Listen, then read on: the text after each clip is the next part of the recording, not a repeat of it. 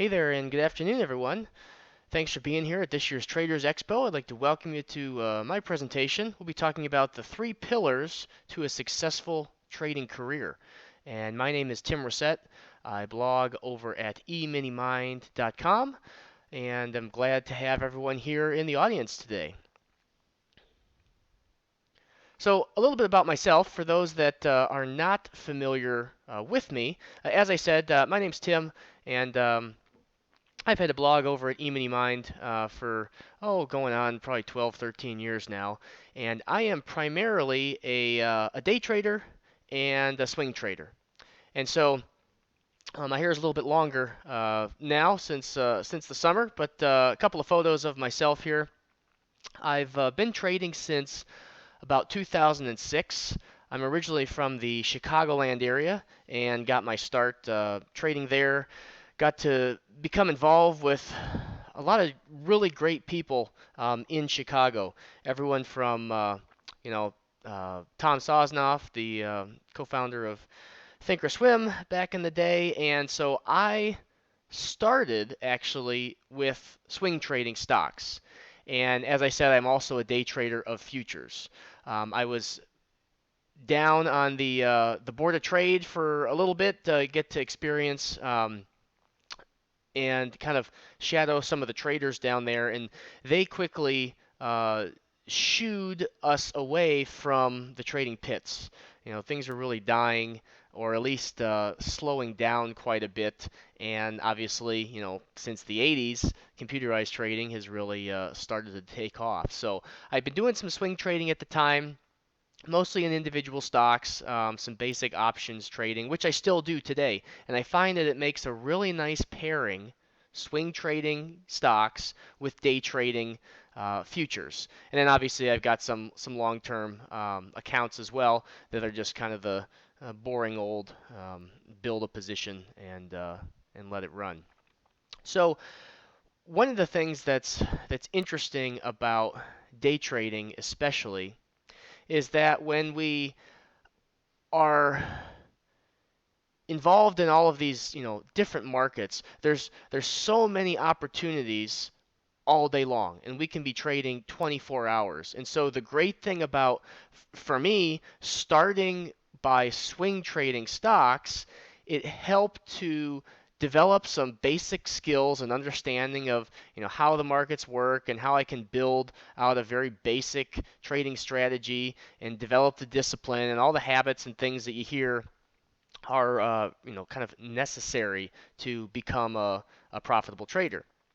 And so by the time I started day trading, it was sort of in addition to what I'd already been doing. So the swing trading kind of helped build some patience and slow me down. And when I added day trading into the mix, I was able to do it in a very focused way, focusing in on, for me, the first couple hours of the day and essentially ignoring the rest of, what's going on. Sometimes typically what I do, how I structure my day, is I'm day trading in the morning, and then I'm managing swing trades at the close. And then I really don't do any after hours, overnight trading on the Globex. Years ago, I did trade the European Open, and for those that might be, just visiting here in Vegas and live in, overseas or different time zones or something like that, the European Open can be a decent time to trade, but by and large, the NYSE Open and the NYSE Close are going to be where the best, volume and the best bang for your buck is going to be. So I've had the pleasure of speaking in a number of these traders expos, speaking with the CME group and publishing some articles in Futures magazine. So it's always nice to gather when we can to come to these expos because there's a lot of good interactions that you can have, and hopefully while you're here you can meet some folks that you might connect with or having a similar trading style that you can then, go home and at least stay in contact with. For me, having a, trading friend or colleague who we were very close and able to talk on a daily basis, we still communicate about our trades, and it really does help to be able to bounce ideas off each other, especially when you're looking at similar strategies. And, you know, two people are going to be looking at the same market, but you're going to see things a lot differently. And so to be able to, almost like a mastermind group, bounce some ideas off and get some feedback. If you don't have, any other traders in your area, if you're kind of an introvert and you don't know many other people who are trading, it's okay to get together or bounce some ideas off of, folks in other types of entrepreneurial industries. Maybe you have a friend who's in the real estate business or the trades. You kind of like a, real estate developer or builder or something like that, or some other entrepreneur, just someone that you can like bounce some of your ideas off of and talk about, the challenges that you're facing. And sometimes you can gain a lot of clarity just by talking with someone who's not necessarily, directly trading or you know, understands exactly what you're doing, because they can ask some of the right questions that, as an individual, we're sitting here in front of our trading in our office in front of our trading screen, and sometimes they can get a little bit lonely, and you can kind of get into these situations where you need some of that extra stimulation or that outside forces kind of interacting with you to keep things moving forward. So outside of trading, I'm really big into mountain biking and spend a lot of time outdoors. As I said earlier, I used to live in Chicago, the Chicagoland area, grew up there, and now I live in sunny Scottsdale, Arizona, and definitely can't beat being in Arizona in the winter over Chicago winter. So I like to get outside as much as possible. I have plenty of time to think when I'm outside. And rather than sit in front of the computer and kind of bang my head against the wall trying to solve a problem, I found that my best, whether it's ideas or problem solving or challenges that have been solved, have occurred when I'm out on a hike, out on a bike ride, not doing something directly related to trading. Could be reading a book that's not necessarily related to trading. And I'm sure you've experienced some of those kind of similar situations where you have these light bulb moments, but they don't come when the markets are open, when you're in a trade. And I find that you really need to have this iterative process of, you know, gaining some knowledge, filtering out, okay, this is what I want to test, and this is what, kind of asking yourself, what's working, what's not working, and then what kind of things might I want to experiment with. So you're all at this Traders Expo, and you want to, gain some knowledge, kind of assess, okay, what's working, what's not working right now, and then you pick up some new ideas. Okay, which ones do you want to experiment with? Then you can go home, you can practice some of those ideas, incorporate them into your own trading, and then kind of move forward, place real trades, look at the data, and then determine if you need to make tweaks. And that cycle, a lot of the, kind of development or the light bulb moments in there come, at least for me, especially in the early days when I'd just be, it'd be a Friday night, I'd be going through my trade log, just kind of reviewing the week, and then you make some observation or kind of connect the dots, and then boom, things start to make a little bit more sense. And you have a handful of those moments, and all of a sudden, things are clicking a little bit more, and you're starting to get into a rhythm.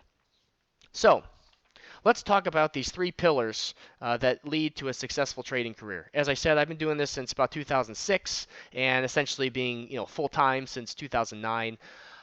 I got started pretty young, and I had the benefit of, you know, no responsibilities, no debt, and expenses really to speak of. I was working at an electrical engineering firm through college, and that's where I began trading in my college days. And so I had the flexibility to be able to trade, learn, not be, dependent on my trading income for paying my bills. But luckily, because my bills were small, I didn't have, wife, kid as I do now, and all the other things that come with, growing older, building relationships, getting married, families, friends, all those kinds of things. All those are well and good and can be super great. But when you are learning something new, there there's this learning curve that you can really accelerate if you're super focused and can be almost completely engrossed in it. You see a lot of these startup entrepreneurs and folks who eat, breathe, and sleep their craft. And so I had that benefit being young and being able to really focus in on trading. And I think that really helped speed up my learning curve. It allowed me to take not unnecessary risks, but calculated risks that I was then able to scale to where I'm at today, where I've been able to kind of build this career, really manage my time well, focusing on the first hour and a half, 2 hours of the trading day. Then I can go off, ride my bike, play with my kid, do all this other fun stuff, and then check in on the markets at the close, do a little bit of nightly kind of recap or homework, if you will, and just kind of repeat that process, while at the same time inserting vacations, trips, traveling, all that kind of stuff into a really enjoyable life. So living out in Arizona, there's a whole lot to do out west. I'm originally like I said, grew up in the Chicago area, but then I came out to Arizona to go to ASU for college, and so that's kind of my connection out here. And then after moving back for a few years, decided that I was kind of done with winters, at least the long, cold, windy ones with no snow, and so moved out to Arizona full time. So, the three pillars to a successful trading career. The first is commitment. And by being here at the Traders Expo, you're showing that level of commitment. And one thing I always like to say, if you can do the small things that no one sees, that will bring about the big results that everyone wants. And so it's very easy in this trading and kind of high power investing world to see all of the glamour and nice expensive things on the outside, but we really want to remember that you know those were not built overnight. And committing to doing the small things day after day is really what leads to having those big results. Building those small habits lead to big results over time. And one thing that I like to do that I did early on, is picture your ideal day. What does your ideal day look like, so that you can commit to, if that's your big goal. Okay, what's my ideal day? I want to be trade a little bit, go hit some balls at the range, or play 18, ride my bike, go sit and drink coffee, play pickleball, whatever it is that you do, whether you're retired or you want to be retired, and do nothing, which I would argue most people, that's not their ideal retirement here. It's ideally a building an income stream that is in some ways passive and allows you the flexibility to travel. That was my goal. I didn't want to be stuck to a specific location, and I wanted the ability to kind of have the flexibility to go where I want, and then with trading being able to scale and make more as I become more proficient. So, putting together that long-term plan, it might be made up of, your long-term retirement accounts. Maybe you have some real estate, cryptocurrency, whatever it is. Put together kind of a bigger picture plan. Okay, I'm going to day trade, I'm going to swing trade, and I'm going to invest. I've got these three buckets, and I'm going to, the maybe you got a 401k from your job, and it's like, yeah, well, that's just kind of my buy and hold. I forget about it, but it's there in the background. And having that plan in place can help free up your mind and knowing that, okay, I got this money over here, I got this rental property over here, it's bringing me, this much money, and then I've got, this $25,000 set aside for trading. And structuring your trading that way, committing to, okay, this amount is what I'm going to use for my trading, really sets you up for success because you're not afraid of losing that money and having your life change because of it. The next thing is building confidence. And confidence can be a shaky one with trading, both to get it and then sometimes losing it and trying to get it back. So consistency, or that confidence really comes from consistently taking action and achieving what I like to call process goals. So we talked about, that painting that big picture. What's that big goal? What is an ideal day look like?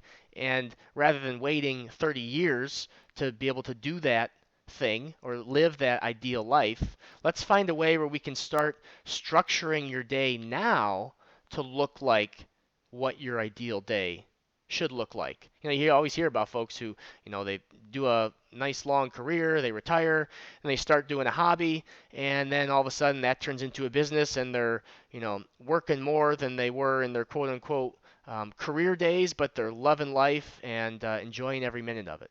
And so if you can find a way to incorporate some of those things that you desire into your daily life, it might not be playing 18 holes every day, but hitting some balls and doing that consistently can really help achieve those bigger goals. And so once you have that bigger goal, stepping back and say, okay, well, what do I need, along the process or these smaller milestones to develop into what I want to be in the future? With trading, if you want to be trading, you know, 10 ES contracts, okay, well, let's back it up. How can first I need, a solid trading strategy to be able to, um, something that I can replicate. I want to be able to trade 10 contracts. Well, first I have to be able to trade 6 and 4 and 2. And then, now we've got the micro contract. So let me develop a strategy and then I can work on, executing it on the micros, just getting comfortable with real money, but, there's really no risk.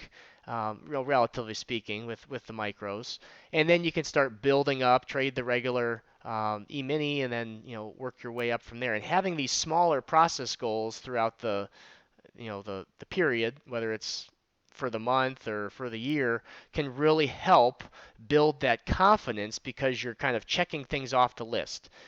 Make 25 trades on the micros with your strategy, and then look at the results.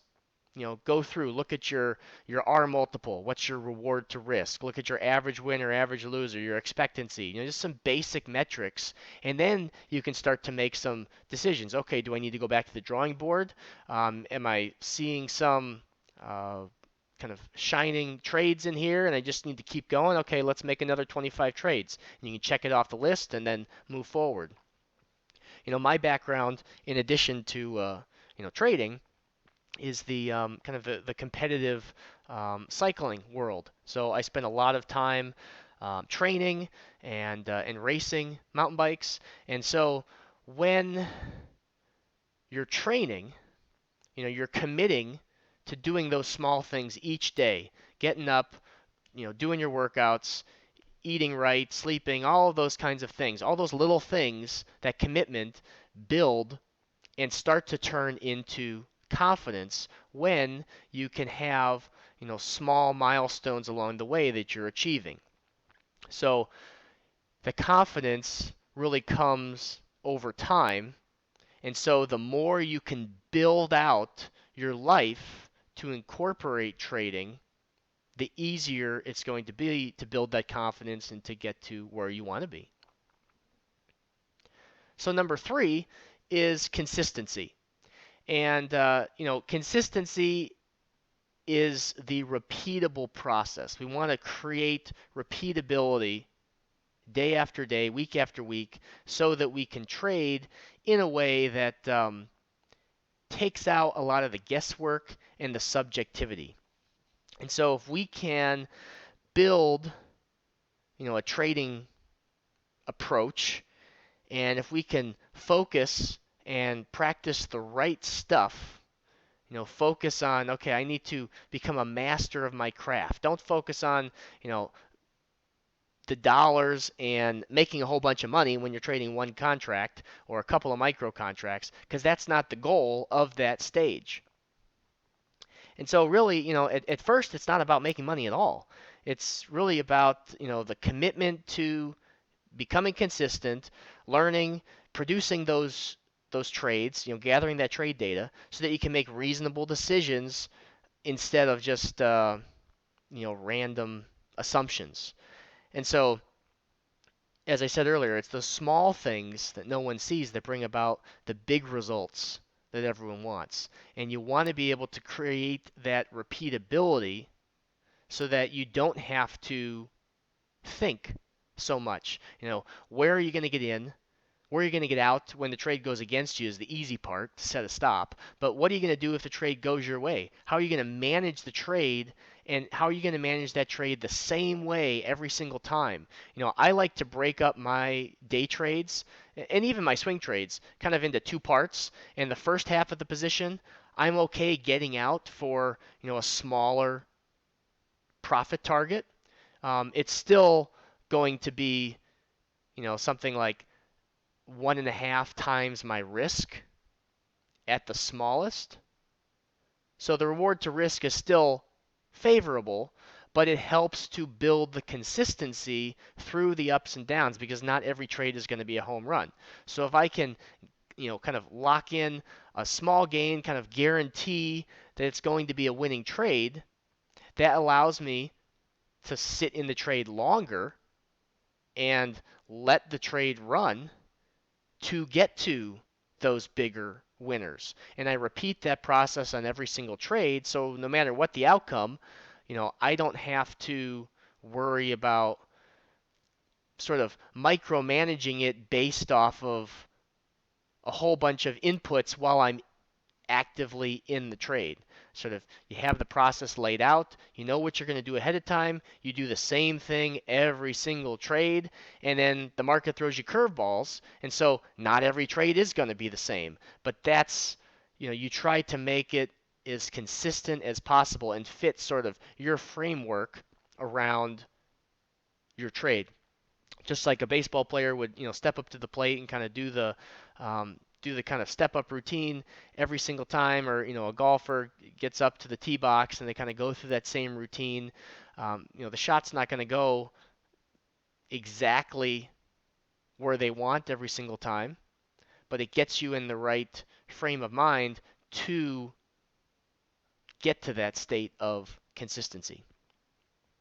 So those are the three pillars, and then I have kind of these next three almost foundational pieces that I want to touch on as well. So we commit, we build confidence, we gain consistency. That leads to a long, successful career. But then it's also important to be able to adapt and to be flexible and know that there's going to be times where you're not going to have any trades. There's going to be times where the market is going, really hot, and there's all sorts of opportunities. And so you want to be flexible. You want to really listen to yourself. And if there's, things going on in your life that are giving you a headache and you're just having a bad week, it's okay to take the week off. And if the markets are, trending low volatility, very small ranges, and all of a sudden volatility kicks up, the market takes a turn, you want to be able to adapt to what the market's doing. And so being flexible with, what you're doing each day when it comes to your observations of the market is really important.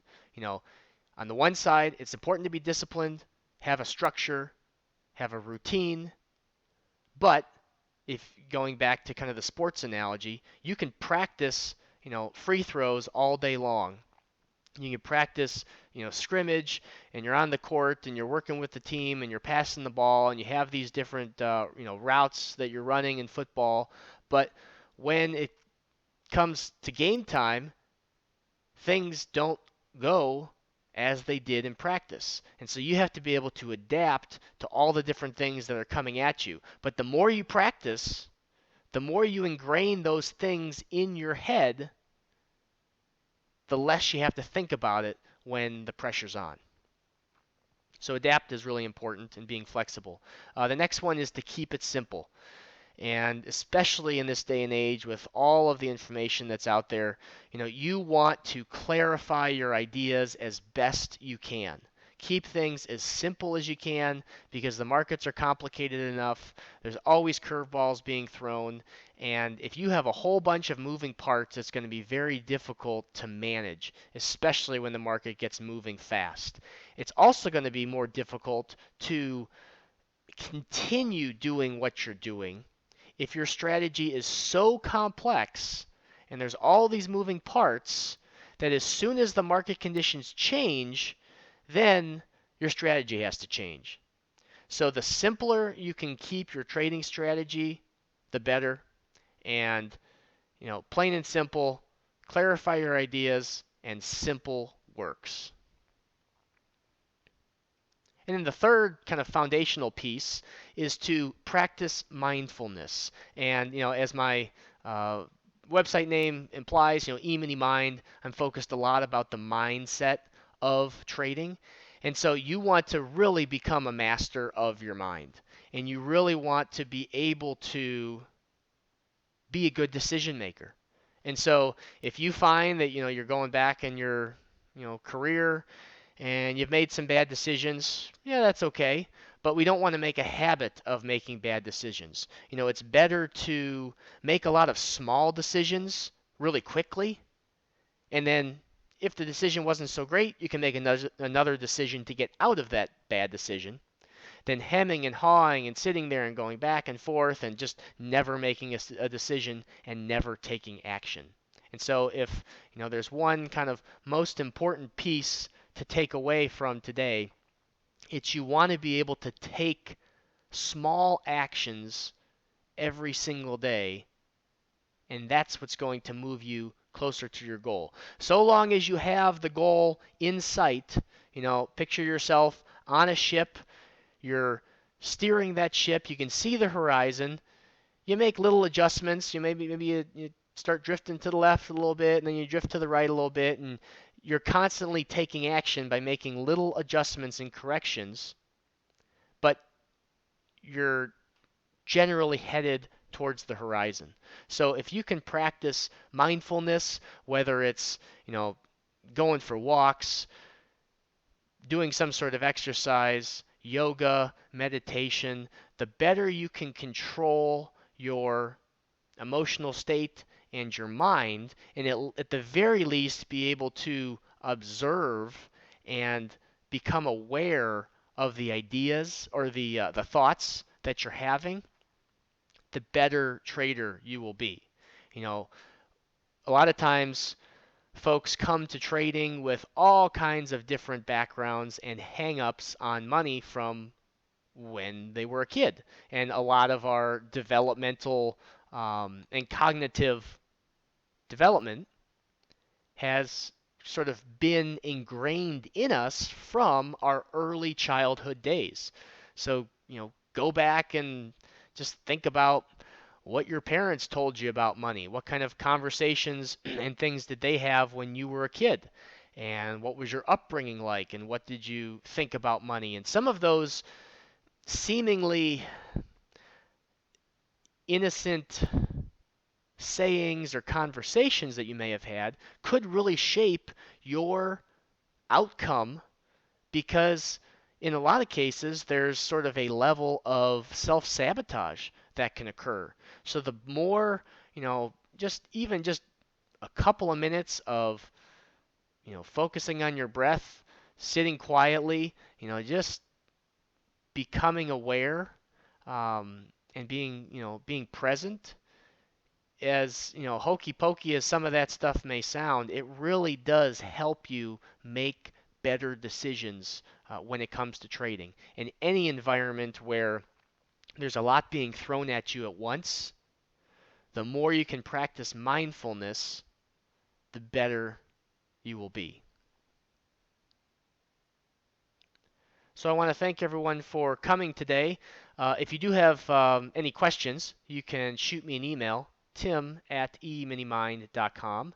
And as well, up here I've got a link, eminimind.com/success hacks, which I've got a handful of other, little uh, tips and life hacks and things that I've developed over the years or come across and found that I thought were really good. You can find those there as well. So I want to thank everyone for being here. Enjoy your time at the Traders Expo, and I will talk to you all very soon.